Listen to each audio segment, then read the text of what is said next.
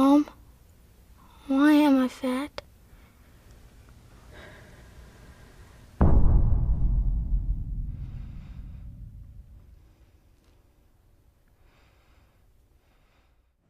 Should he really be eating that piece of pizza? I mean, look at him. Wow, good for him, riding his bike in that condition. How can they let themselves get that big? It's not that hard to eat right and exercise. All these common notions are nothing but misconceptions, yet they have been ingrained in our minds as how to think about overweight and obese individuals. It's their fault. They are lazy, they are messy, they are stupid, they don't care, they. The blame is always placed on the individual. But what if obesity is not their fault? No one would voluntarily choose to be overweight, yet millions are living with obesity and rates are only rising.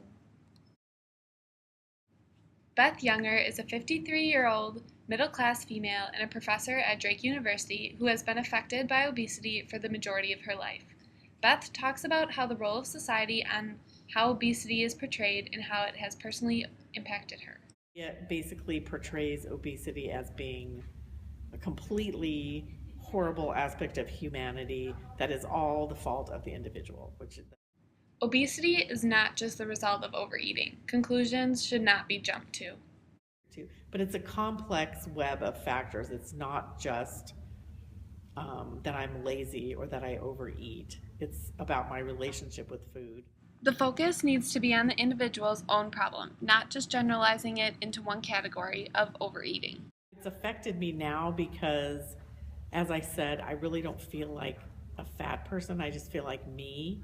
But then sometimes if I see an image of myself, I'm like, wow. It's like, so when I can see myself, I think I take on the male gaze. I take on the gaze of society looking at me and saying, oh, look at that person, she's fat, instead of just seeing me as me. According to Lisa Kocher, Mower County, Minnesota Director of Health and Human Services, her department is trying to create new systems that focus on the individual. Kocher believes that every community is different and every individual needs that attention.